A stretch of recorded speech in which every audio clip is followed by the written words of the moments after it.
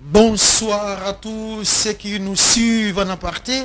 Vous faites bien de nous rejoindre sur West Africa TV, la panafricaine des grands événements. Où que vous soyez, une fois de plus encore, je vous passe mon salam et je vous suis vraiment redevable dans cette balade colorée baptisée Star à ligne. Cette émission vous parvient tous les lundis et vendredis. Lorsqu'il est 20h passé donc à Conakry, on se donne rendez-vous sur la lucarne joyeuse. Tout de suite et maintenant, bienvenue une fois de plus encore dans cette émission. Alors, aujourd'hui sur ce plateau, nous avons en tout cas une rappeuse qui a vraiment la rage ce soir. Elle a donc enfin décidé de briser le silence dans cette émission Star à ligne concernant donc son projet, hein, ça vous dit quelque chose? Celle donc qui est présente s'appelle Sista Lessa dans cette émission Star à ligne. Tout de suite et maintenant, nous la passons donc la parole. Sista, bonsoir. Bonsoir Campbell. Ça va? Ça va. Mais Sista, ça fait un sacré bail, hein? Ben oui. Ça fait très longtemps. Je suis là, Dieu merci. D'accord. Sista Lessa, c'est quoi les bonnes et mauvaises nouvelles à la fois? Ouais, parce qu'il y a toujours deux nouvelles, hein?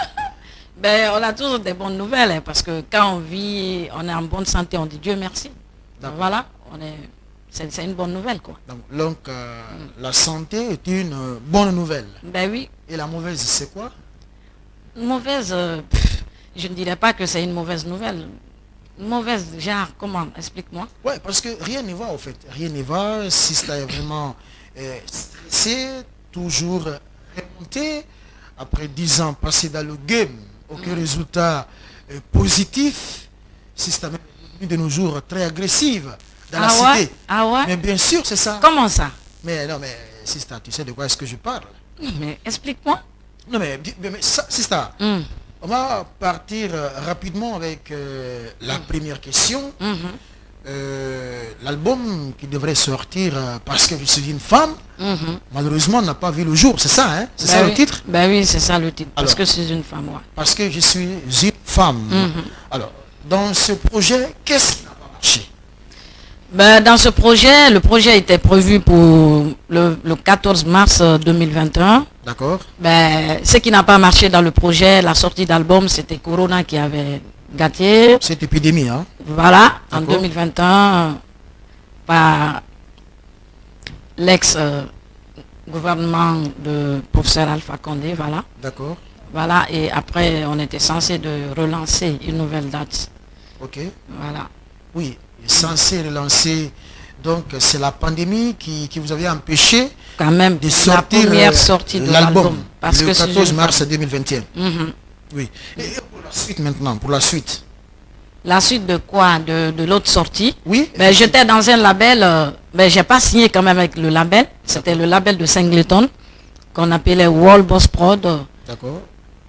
Dont il était le responsable, le PDG de label, mais qui n'était pas directement avec moi, genre à travers quelqu'un qui est un grand à moi, qui est le mécène de l'album Bas Jeunesse. Bas Jeunesse, bien sûr. D'accord. Qui est le mécène qui a investi sur l'album parce que c'est une femme. D'accord. Donc c'est Bas Jeunesse qui avait investi sur l'album. Voilà, qui devrait même être le producteur, mais comme il ne voulait pas s'afficher, Singleton et son petit, il est passé par Singleton. Parce que Singleton aussi voulait prendre sa retraite. Genre, il voulait vraiment prendre sa retraite et se lancer dans la production. Singleton avait l'intention de, voilà, donc de préparer sa retraite. Exactement. Pour se lancer dans la production musicale. Voilà, c'est ça. Cette circonstance, voilà, et moi, l'initiative non, en fait, ce n'était pas moi l'artiste qui voulait produire. C'était le groupe Masala. Je sais pas, franchement. D'accord. Mais le gars, le grand, qui est Bas Jeunesse, voulait moi m'aider. Comme il m'a vu petite, on était tous ensemble à l'aéroport, il m'a dit, ben voilà, je vois que tu es courageuse, tu es une battante et tout, j'aimerais vraiment t'aider, sans rien au retour. D'accord. Donc il était censé quand même financer l'album gratuitement. Bas Jeunesse était censé financer l'album gratuitement. Gratuitement. Genre me donner les 80% de l'album gratuitement. Après moi je me cherche. Ben, comme Singleton et son petit, voilà, Il est venu le voir. Bon, je n'étais pas présente là-bas. Après, le monsieur m'a appelé pour me dire, ah, je voudrais vraiment que tu m'aides à faire quelque chose puisque je veux financer sur ton album. J'aimerais que tu négocies, tu collabores avec Singleton qui veut maintenant se lancer dans la production. Au premier coup, j'ai refusé parce que je me disais que ça va être chaud parce que dans ma tête, je voulais être indépendante. Genre... un instant, être indépendante sur quel plan? Genre, comme ce qu'on avait dit au premier lieu, genre me donner l'argent et je me cherche.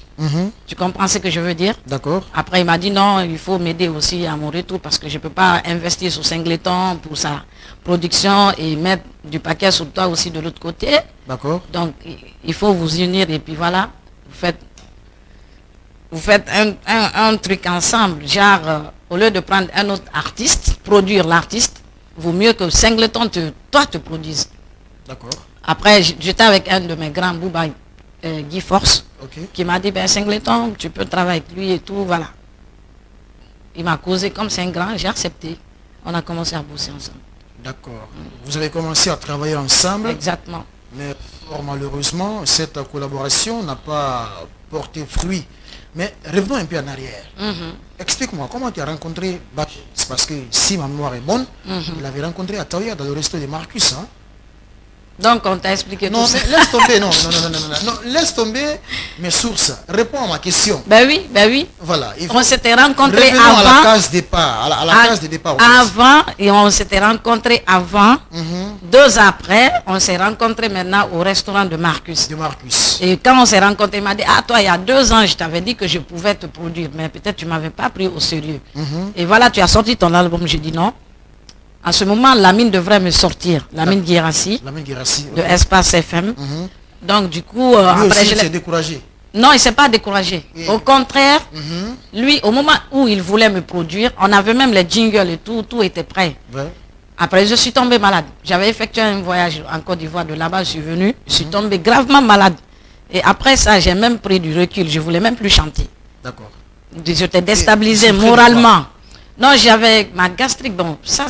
C'était une maladie, non? C'était pas une dépression mentale? Non, ça n'avait rien à voir. C'était une maladie. Je suis un être humain, non? D'accord. Voilà, donc du coup, après ça, j'ai pris du recul pendant 8 mois et je ne suis plus venu vers la mine. Donc quand le monsieur m'a vu, il m'a dit, ah, moi je pourrais t'aider. Tu as compris? Au fait, après que je devrais être la produce de monsieur Guirassi, la mine, je suis tombée malade. Donc, mais dans cette maladie, c'est pas dit à ces vices que tu faisais là. Quel vice? La drogue, je sais pas trop. Même si ça va pas. Non, mais tu vas bien dans ma tête. Attends. Ouais, parce tu m'as une fois vu fumer, droguer? Non, ça peut arriver. Non, je n'ai jamais fait ça. Je ne suis pas dans les vices. Souvent, les talk life, parce que voilà. Donc, je suis talk life, quoi. Le milieu dans lequel tu évolues, c'est... Ben oui, tu vois, c'est ce qui trompe les gens. Et quand on dit rap, beaucoup pensent que le rap, c'est une histoire de délinquance. C'est-à-dire, tu vas forcément te lancer dans la drogue, dans l'alcool et tout. C'est fou. Mais si beaucoup disent que cette maladie était liée à une dépression mentale. Moi, mais bien sûr, que Dieu m'en garde. Il faut reconnaître ça. Cette maladie, c'est pas un problème. Astaghfirullah. Ben oui, astaghfirullah. Oui, parce que je ne suis pas dans ça. C'est pas vrai? Dépression, pourquoi? Bon, ben, ça peut arriver non, même pas. Ça peut arriver à tout le monde. Ben oui, c'est une maladie de Dieu. Mais dépression, astaghfirullah. J'ai pas, que Dieu m'en garde. D'accord. Oui, c'est quand maintenant tu es revenu après. Oui, je ne suis plus allé. Découragé. Non, il ne s'est pas découragé. C'est moi qui n'ai pas allé parce que je voulais prendre du temps. Non, sister, je ne me reposer. Reposer. Qu'est-ce que tu veux comprendre? Non, mais réponds à la question. Il faut qu'on approfondisse un peu les choses. Arrête de parler en parabole. Je te parle directement. Dans ce projet, qu'est-ce qui n'a pas marché avec Non. Rien, tout a marché avec la mine. Seulement que j'ai rencontré un grand. Quand on a dit l'accord verbalement, je lui ai dit, ok, comme M. Guirassi voulait aussi m'aider, on va collaborer avec M. Guirassi. Il m'a dit, tout ça là, c'est bien. Il dit, moi, je vais juste financer. Après, tu peux aller voir M. Guirassi. Comme ça, lui aussi pourra t'aider. Et la sortie de l'album, il était le parrain. Le parrain? Il était le parrain de la dédicace. D'accord. Voilà. Donc, dans cette histoire, c'est toi qui n'avais pas relancé Lamine Guirassi. Exactement. Pour la suite des choses. Exactement. Ok. Maintenant, dans toute cette histoire-là, pourquoi tu es très remonté aujourd'hui contre Singleton et Bas Jeunesse? Je ne suis pas remonté contre très bien, mais bien sûr. Non. Non, mais bien sûr. On t'a dit quelque chose. Non, c'est ça. Ah. Laisse tomber le mot là. Qui t'a dit? Tu m'as appelé, tu m'as dit que tu as entendu une histoire d'elle. Tu as vu le problème? Moi, je ne t'ai pas dit ça. Voilà ce qu'on va faire. Mm. C'est une émission, soyons professionnels. Mhm. Laisse tomber mes sources. Réponds par contre à mes questions. Personne ne m'a dit. Réponds à ma question. Tu me dis remonter. Je ne suis pas là, non? Parce que Singleton n'a pas respecté sa parole. Bah, selon toi, Bas Jeunesse aussi, la même chose. Et aujourd'hui, tu te sens abandonné par ces personnes qui t'avaient pourtant promis de t'accompagner pour la sortie de ton premier album. Mais fort malheureusement, qui n'a pas vu le jour. Voilà, on t'écoute. Voilà. Quand tu dis remonter, ça, c'est pas une histoire de remonter. Genre, on est là pour parler de quelque chose. D'accord. De ma carrière. Oui. Tu comprends? Mais il faut approfondir les choses. Voilà, maintenant, c'est ce que j'en viens. D'accord. Voilà, j'en viens. Quand on a commencé ce boulot d'album, Singleton et moi, on s'est mis d'accord. On a commencé les choses, on a effectué notre toute première réunion. C'était à Hautaine Fraîche, à Kipé ici, en face de l'école française. Voilà, on était combien? Il y avait lui, moi, Katis de Idéal Phoniqué. Après, il y avait Bas Jeunesse, il y avait un ami de Bas aussi. Donc, Bas avait envoyé Katis comme manager du projet. Du coup, Katis a entamé un sujet genre, il faut qu'il y ait un contrat entre nous deux.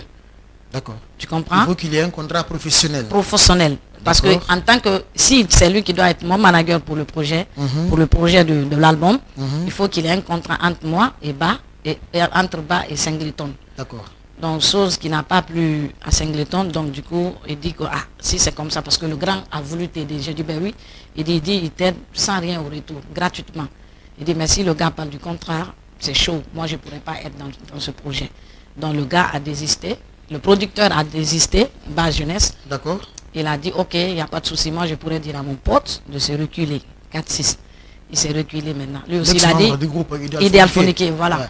Donc, mais ce dernier n'est pas d'accord avec Singleton. C'est quoi le problème entre ces deux? Je sais pas. Parce que Singleton est passé dans cette émission pour clasher ces derniers. Je sais pas. Tout en disant ici qu'il est passé par la mer pour partir en Europe. C'est vrai? Tu confirmes ça? Je sais pas. Non mais bien sûr. Mais c'est que moi je sais. Oui. Katis n'a jamais traversé la Méditerranée. Il est passé par une voie légale. Singleton a menti dans l'émission. Bon, je sais pas où il a pris ses sources. Mais ce dernier aussi m'a dit que Singleton a bouffé tes 200 millions parce qu'il était censé sortir ton album. Voilà. C'est vrai? Maintenant ça aussi je ne confirme pas. Non mais tu sais pourquoi? Écoute, deux poids deux mesures. Écoute-moi. Faut pas mélanger les choses. Je ne mélange pas les choses. Attends. Sois comme ça, s'il te plaît.